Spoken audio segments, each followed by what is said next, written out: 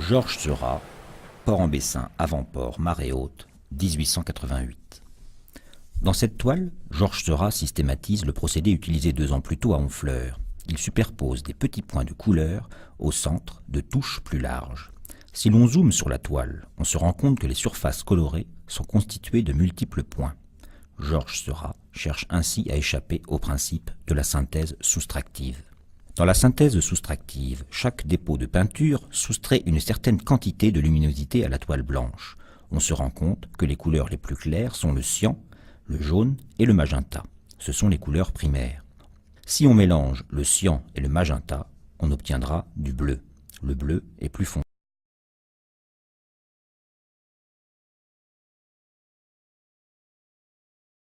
Les rouges sont donc des couleurs secondaires. Si on mélange enfin le cyan, le jaune et le magenta, on obtient la couleur la plus foncée, un gris très sombre. La synthèse soustractive concerne tous les mélanges de couleurs exploitant l'éclairement d'un support. Le problème réside dans la perte d'intensité lumineuse des couleurs mélangées. Seurat essaie donc de ne pas mélanger ces couleurs, mais de les juxtaposer en jouant avec les contrastes de tons et de teintes. Si l'on peint 2 formes grises identiques sur un fond blanc et un fond noir, son aspect va donc changer. Sur le fond blanc, il va paraître plus foncé, sur le fond noir, il va paraître plus clair. Cette règle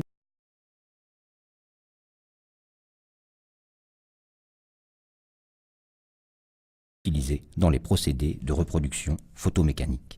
Les surfaces colorées sont décomposées en petits points ou en trames de couleurs séparées.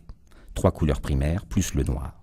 Lorsque l'image est regardée à une certaine distance, les points de couleur ne peuvent être distingués et se fondent optiquement les uns aux autres. On peut donc parler de pointillisme.